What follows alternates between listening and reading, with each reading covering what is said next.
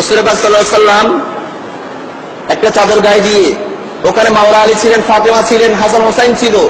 তখন আমার রাসূল বলছে, আল্লাহুম্মা হাউলাই আহলে বাইতি, হে আল্লাহ এরা হচ্ছে আমার আওলাদ, এরা হচ্ছে আমার আহলে বাইত। জোরে বলুন সুবহানাল্লাহ। এটা আমি ডাইরেক্ট কোরআনের তাফসীর করলাম হাদিস থেকে। আরেকটা কোরআনের আয়াত দেখুন, সূরা সূরা 23 নম্বর আয়াত। আল্লাহ বলছে, কুল লা আসআলুকুম আলাইহি আজরান ইল্লা আল মাওয়াদ্দাতা ফিল কুরবা। কুল, হে হাবিব আপনি আপনার উম্মতদেরকে বলে দিন, আমি তোমাদের কাছে কিচ্ছু চাই না, কোনো প্রতিদান চাই না, শুধু একটা জিনিস চাই, সেটা হচ্ছে আমার আওলাদের মুহাব্বত। জোরে বলুন সুবহানাল্লাহ।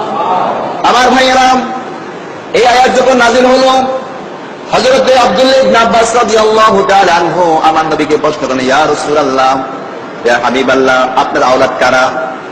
ওগো নবীজি, যাদেরকে ভালোবাসার কথা আল্লাহ কোরআনে পাকে বলেছেন, ইয়া রাসূলুল্লাহ আপনার আওলাদ কারা?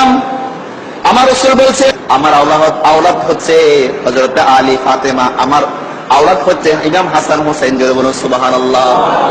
এরা হচ্ছে আমার আওলাদ, যাদেরকে ভালোবাসা ওয়াজিব করে দিয়েছেন। যাদেরকে ভালো না বাসতে আপনি মুমিন হতে পারবেন না। কোরআন বলছে তাদেরকে ভালোবাসতে হবে। এখানে আল্লাহ বলছেন, কুল, বন্ধু আপনি আপনার উম্মতদেরকে জানিয়ে দিন, আমি তোমাদের কাছে কোনো প্রতিদান চাই না। শুধু কি চান? রাসূল পাকের আওলাদের মুহাব্বত, রাসূল পাকের আওলাদের ভালোবাসা ছাড়া আমার রাসূল আর কিচ্ছু চান না। আমার ভাইরা, সেই আওলাদকে ভালোবাসার কথা কোরআনে আল্লাহ বলে দিয়েছেন, রাসূল পাকের অসংখ্য হাদিস। আমার রাসূল ইরশাদ করেছেন,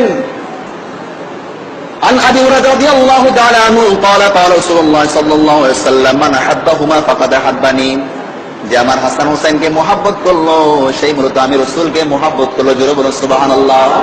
আমার রাসূল আরো ইরশাদ করেছেন, মান আহাব্বাহুমা, যে আমার হাসান হোসেনকে মহব্বত করলো, আহাব্বানি, সে আমি রাসূলকে মহব্বত করলো। ওয়ামান আহাব্বানি আহাব্বাহুল্লাহ, যে আমি রাসূলকে মহব্বত করলো, আল্লাহ তাকে মহব্বত করবে। ওয়ামান আহাব্বাহুল্লাহ দুখালাহুল জান্নাহ, আর যাকে আল্লাহ মহব্বত করবে, আল্লাহ তাকে জান্নাতে ঢুকিয়ে দিবে। জোরে বলো সুবহানাল্লাহ।